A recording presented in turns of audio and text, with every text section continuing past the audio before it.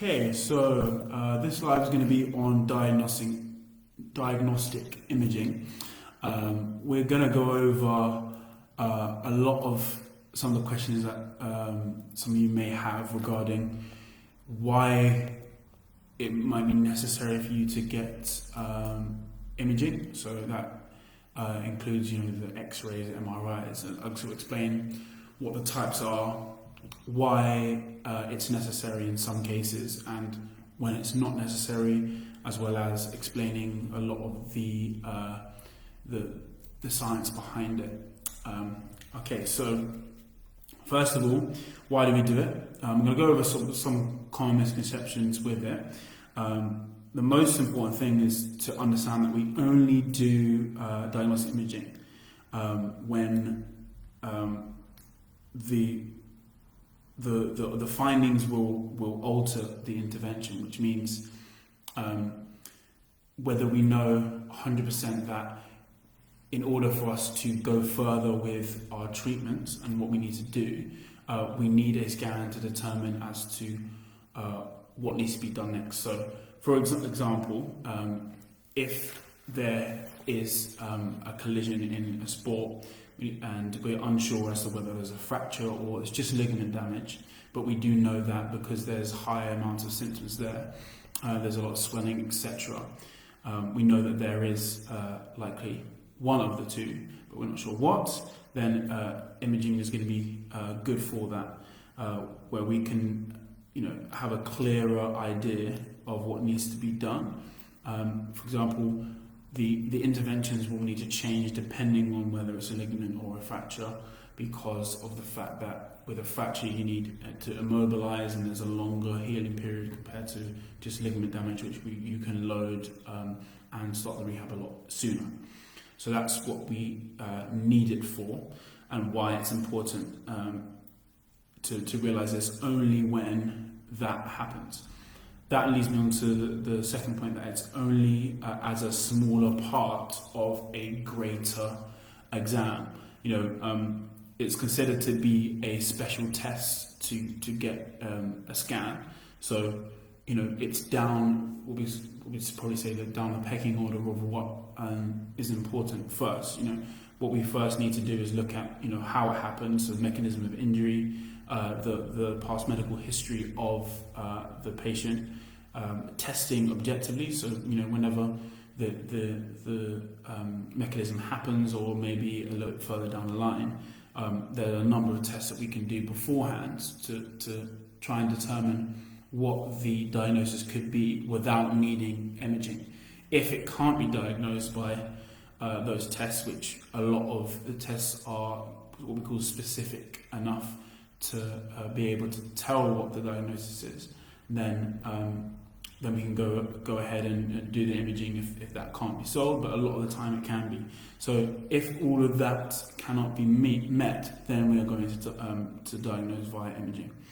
And it, that leads me to the final point, where it's like, why do we do it? Is, at the end of the day, it doesn't do any harm to test. So if we are unsure, always good to do it, because we know that it gives us concrete evidence to be able to know what's happened to a patient.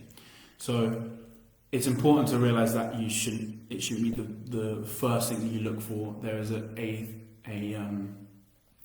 process and a path we need to follow.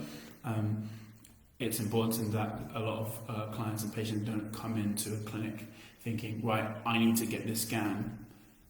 Do the due process first, and you might find out that it is not necessary. And that's happened a few times with clients in the past as well. Okay, so we're now going to go over, so now we know the what, the why, and the when. We're going to go over what are the types of imaging.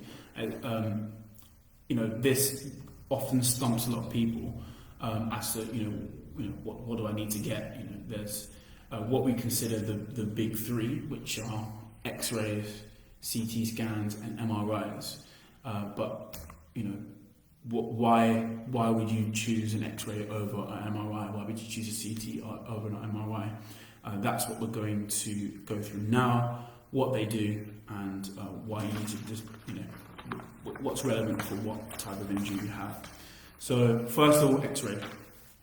I explain how it works. So the image is formed by exposure to short wavelengths of electromagnetic radiation, and that's why it's called an X-ray. So it passes through the body and it hits a reception plate behind the body, and waves.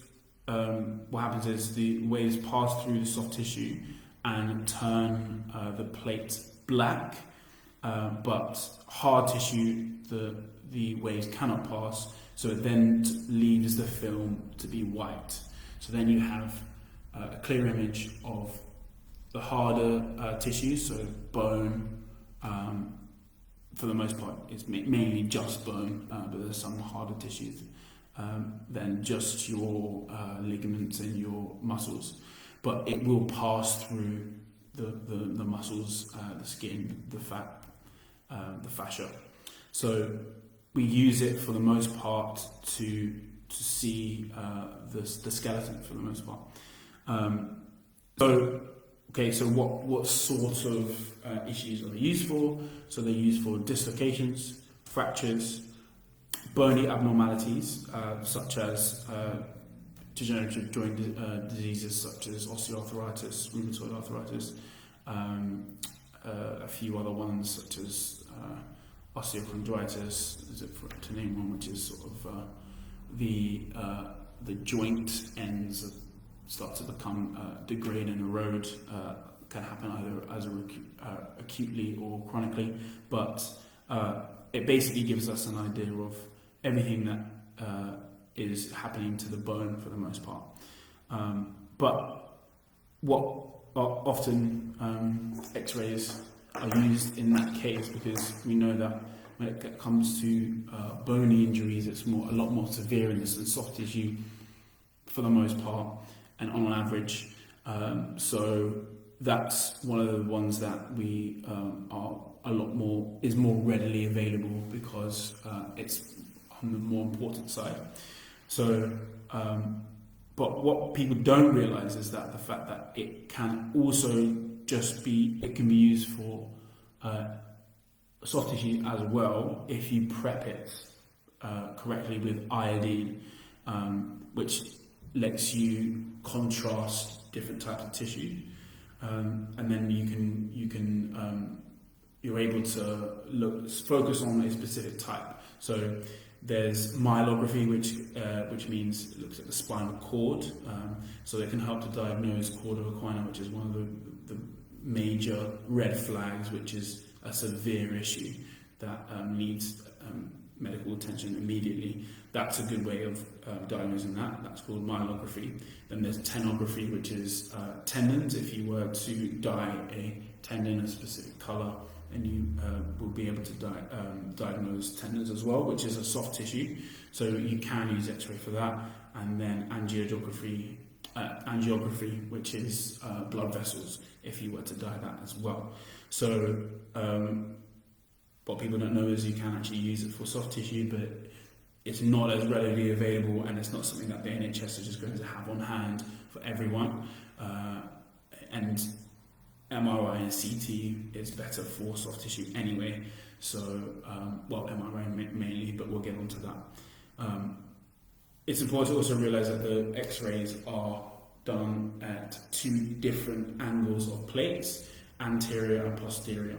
So you're only able to get a single plane of imaging rather than a whole picture, and that leads me on to the second type, which is CT.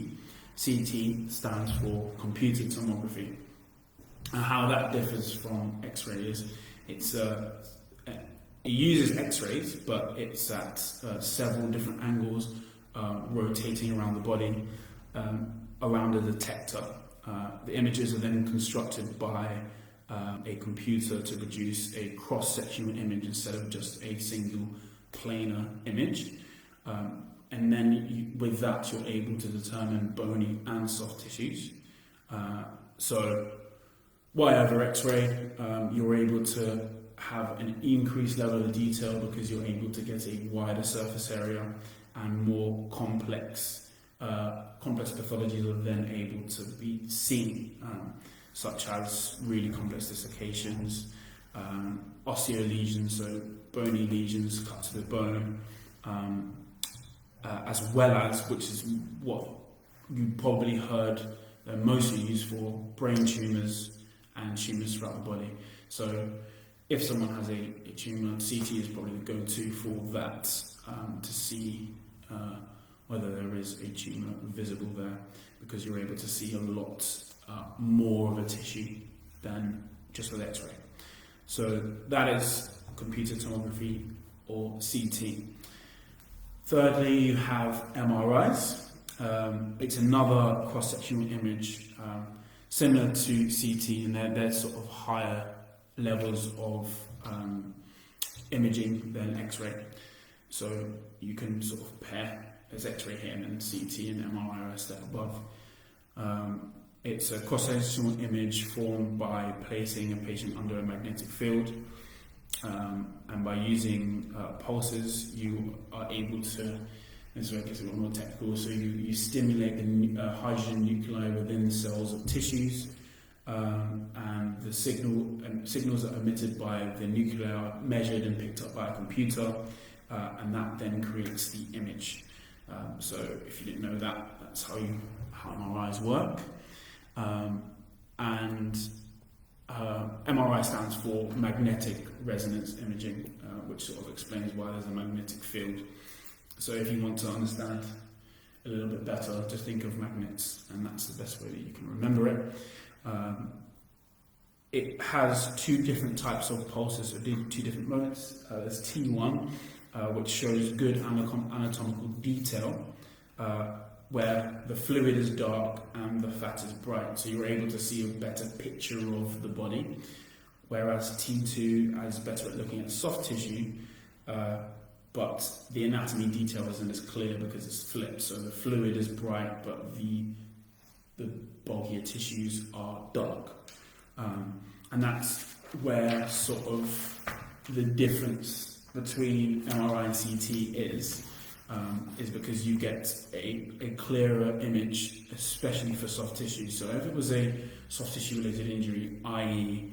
ligament damage, which you all understand, and probably if you know someone who's had an MRI, that's what it's used for as opposed to X-rays, then that's why it's used instead of CT and X-rays.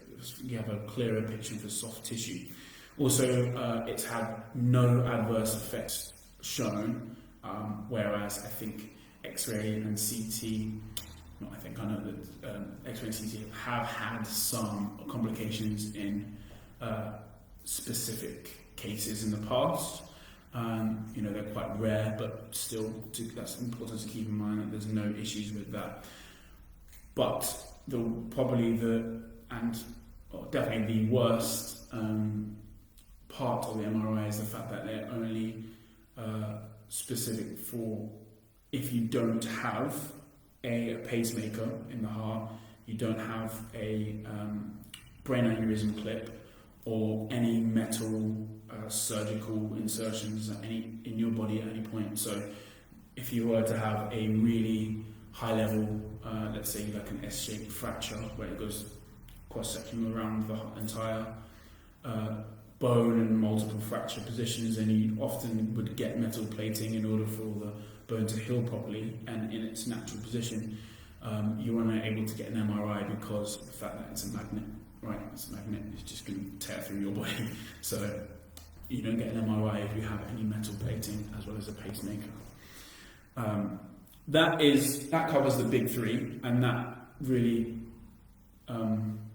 clarifies the differences between them. So now you have a little bit of understanding of why you need to get a specific imaging type, and also this tells you why imaging is important for some diagnoses, but if you're unable to do it via testing, and a lot of these tests will be very obvious as to what injury you have, and if it's something that's quite symptomatic, then you want to get a scan, because you need to make sure that there's nothing adverse going on.